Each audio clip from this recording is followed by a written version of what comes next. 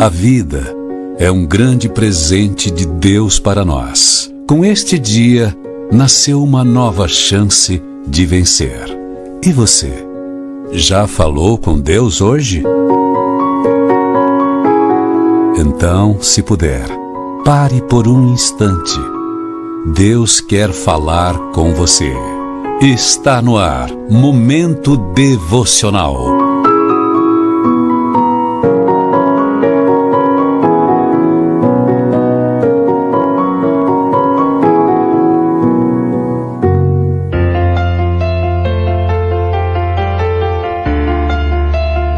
E vamos à leitura de Esdras 4, do versículo 17 ao 22. O rei enviou-lhes a seguinte resposta: ao comandante Reum, ao secretário Sinsai e aos seus demais companheiros que vivem em Samaria e em outras partes a oeste do Eufrates.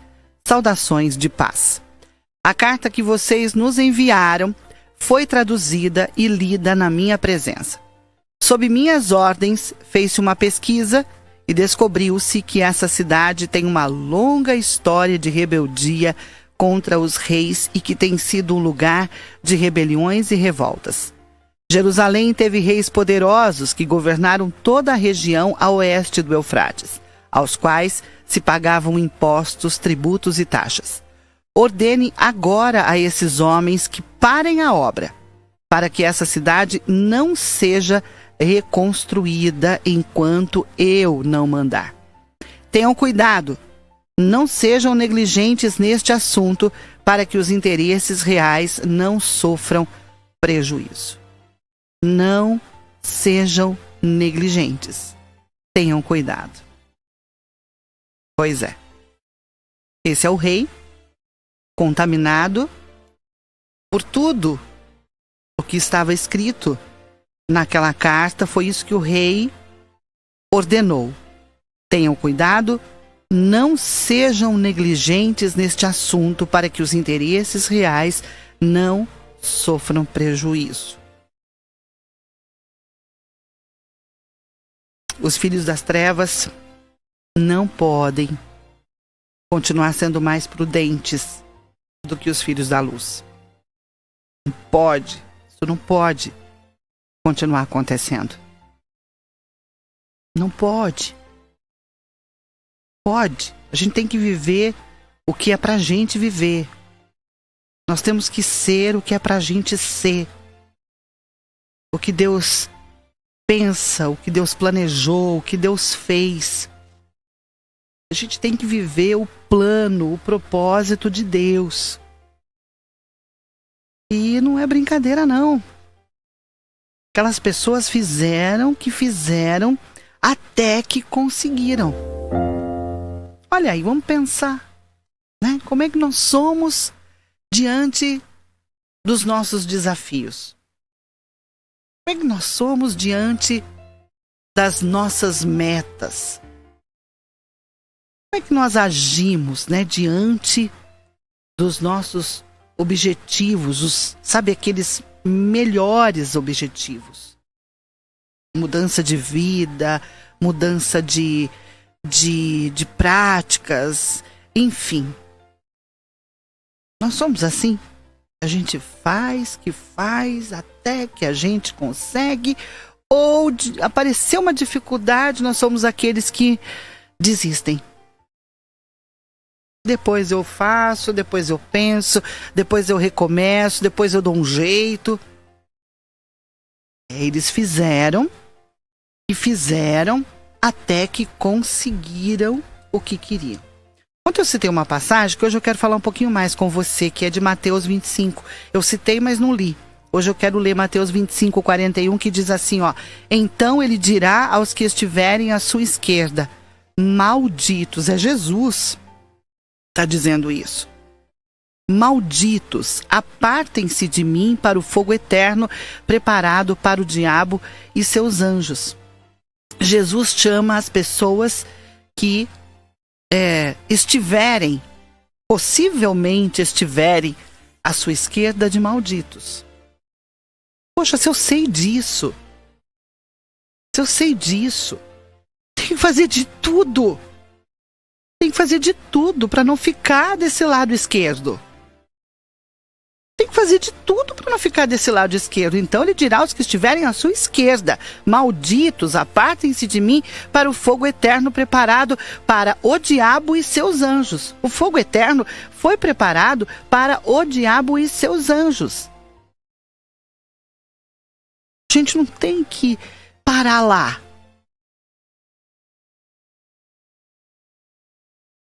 Em Gálatas 3, Paulo diz que Cristo se fez maldição por nós. Portanto, os que ignoram a obra de Cristo se fazem malditos. Os que ignoram a palavra de Cristo, os que ignoram o Espírito de Cristo, se fazem malditos. Não é Ele que nos amaldiçoa, nós é que escolhemos a maldição. Desde o começo está escrito assim: eu coloco diante de vocês a bênção e a maldição. Escolham a bênção, escolham a vida, para que vivam. A decisão de fazer reparo nos muros, de consertar os alicerces, de reconstruir o templo, sempre vai gerar um movimento infernal. O inferno sempre vai se mover contra. Claro que vai usar pessoas. Vai usar pessoas, vai usar governos, vai usar situações das mais diversas. Olha o que a gente está vendo nessa história. E você, né, que decide para, não, agora eu vou levar minha vida com Deus a sério, vou voltar. Aí daqui a pouquinho acontece alguma coisa, eu não estou te recriminando, mas eu preciso te chamar a atenção. Vamos pensar e vamos buscar essa força que a gente precisa para agarrar de vez mesmo aqueles objetivos que a gente não pode deixar. A gente não pode ser negligente. Pode ser na área espiritual, pode ser na área física, pode ser em tanta coisa. Mas a gente já sabe que não pode ser negligente, porque senão nós vamos sofrer as consequências disso. Então vamos pedir ajuda para o Senhor. Vamos pedir socorro para o Senhor. Mas não vamos ser negligentes. Foi isso que o rei disse para essas pessoas aqui, num assunto que era contra o povo judeu.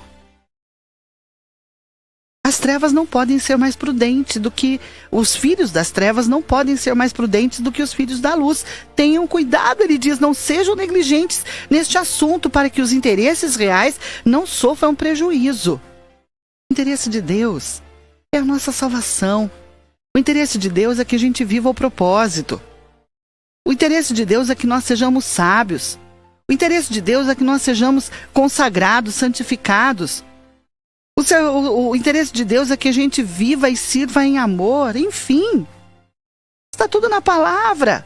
Que é interesse de Deus e a gente tem que preservar esses interesses. Nós não podemos ser negligentes. O interesse de Deus é que a gente se cuide para que Ele possa nos usar até onde Ele pensa nos usar. Sempre que a gente decidir, vai ter um movimento infernal para atrapalhar. Principalmente porque nós temos uma história, nós temos um passado, e esse é um ponto que sempre vão usar. De forma distorcida, claro, sempre vão usar de forma distorcida para nos desanimar e para nos amedrontar. Por essa razão, a gente tem que saber exatamente quem somos em Deus. O que eu preciso para isso? Hebreus 10, 16, 17 diz assim: esta é a aliança que farei com eles depois daqueles dias, diz o Senhor. Porei as minhas leis em seus corações e as escreverei em suas mentes. E acrescenta: dos seus pecados e iniquidades não me lembrarei mais. Não é da sua história. Não é da sua história que Deus não vai se lembrar mais. É dos seus pecados e das suas iniquidades. É dos meus pecados e das minhas iniquidades. Disso, Deus não vai se lembrar mais. E é justamente o que o inimigo, usando pessoas, pega para nos diminuir, para nos desonrar, para nos amedrontar, para nos desanimar, para nos fazer fugir, para nos fazer ficar escondidos, com medo. É isso. Então, que Deus quer fazer? Esta é a aliança que farei com eles. Porei as minhas leis em seus corações e as escreverei em suas mentes, porque só assim nós vamos ter certeza de que nossos pecados e iniquidades foram perdoados, que Deus não se lembra mais dos nossos pecados e das nossas iniquidades. A nossa história ninguém vai jogar na lata do lixo. Ninguém, nem Deus vai jogar, nem a gente deve jogar. A gente tem que parar de deixar o diabo ficar nos diminuindo, nos desonrando, nos amedrontando, nos desanimando por conta das coisas passadas. Mas agora a gente tem que fazer como o apóstolo Paulo diz: prossigo para o alvo. Não que já tenha alcançado, mas eu deixo para trás. O que passou, passou. Mas agora eu vou prosseguir e prosseguir para o alvo. O prêmio da soberana vocação de Deus em Cristo Jesus, o nosso Senhor.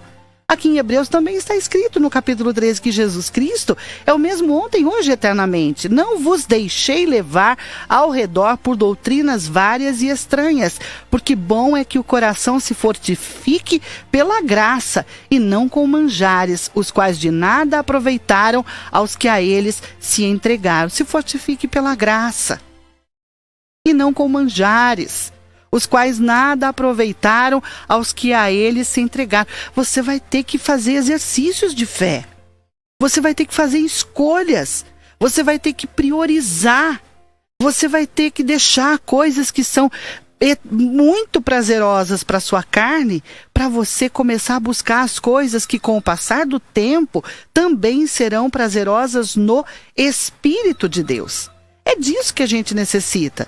Deixar que o Senhor ponha suas leis no nosso coração, escreva suas leis na nossa mente, e a partir daí, nossos pecados e iniquidades não serão mais lembrados. Quando? Quando a aliança com Deus for estabelecida. Daniel, Sadraque, Mesaque e Abidnego permaneceram na Babilônia em altas posições. Eles não foram tirados da Babilônia. Eles permaneceram na Babilônia em altas posições, mas não se curvaram diante de outros, a não ser o Senhor. José também permaneceu no Egito, em alta posição, sem se curvar, sem quebrar princípios. Então, para quem está buscando o cargo de governo, você não precisa desistir do cargo de governo, mas você não tem que se curvar.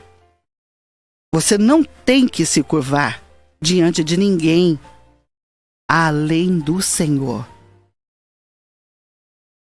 Se ele tem essa alta posição para você, como teve para Daniel, Sadraque, Mesaque, Abidnego, José e por aí vai, se ele tem essa alta posição para você, fique tranquilo, você não precisa se curvar para chegar lá. Enfim, essa turma aqui conseguiu o que queria.